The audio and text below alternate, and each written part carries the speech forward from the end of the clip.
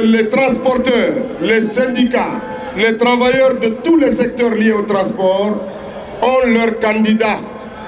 Il s'appelle Mamadi Doumbouya.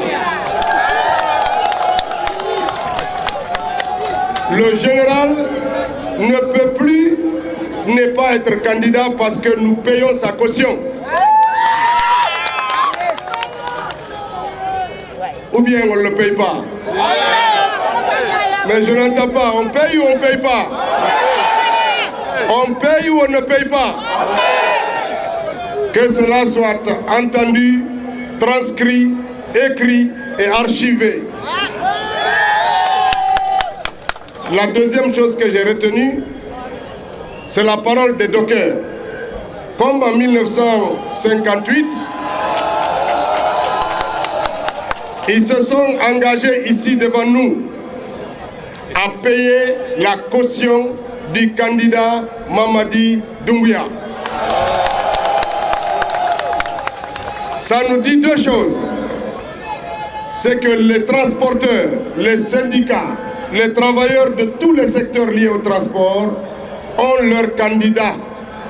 Il s'appelle Mamadi Doumbouya. Le général ne peut plus ne pas être candidat parce que nous payons sa caution. Ou bien on ne le paye pas.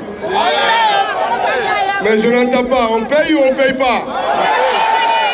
On paye ou on ne paye pas?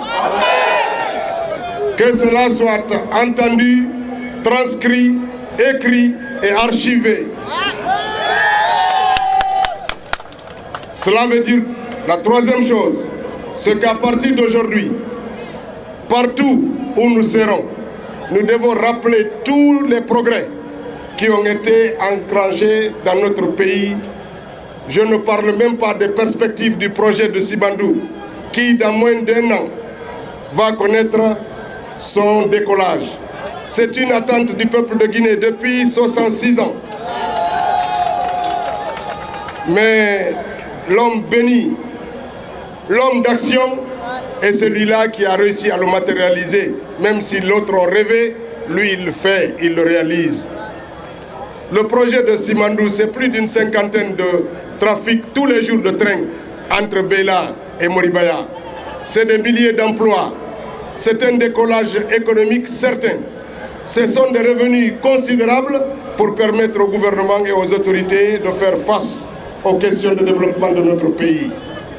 C'est une ambition nouvelle de faire en sorte que la Guinée ne soit pas seulement un pays d'exportation de minerais de fer, mais un pays qui va profiter de ses dividendes pour se transformer, pour transformer son économie, son éducation, son agriculture, ses infrastructures routières, et j'en passe.